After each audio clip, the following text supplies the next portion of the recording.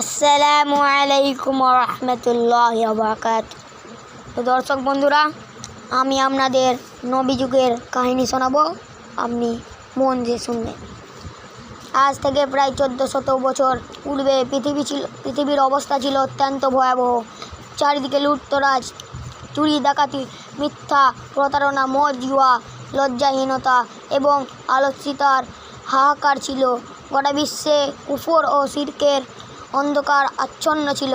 আল্লাহর মর্জি ও সন্তুষ্টিতে তীর দিশা দানকারী কোনো রসুল ছিলেন না।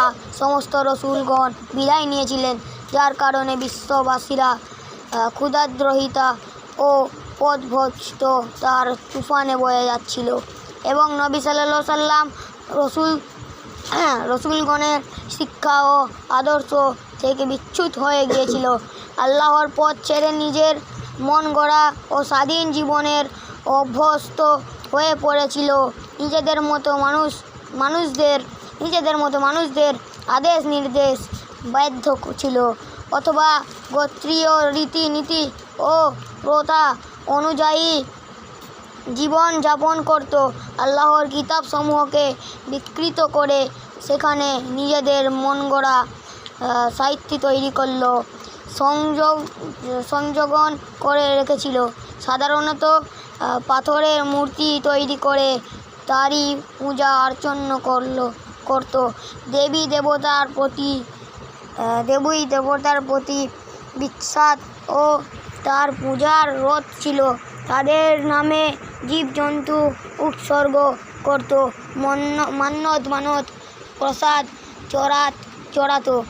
গাছপালা, পাহাড় পর্বত, নদী নালা, জীব জন্তু ও জড় পদার্থ সবই তাদের উপাস্য ছিল। মোট কথা, যত লোক তত পথ ছিল। আল্লাহর দিন ত্যাগ করার পরিণতি এমনই হয়।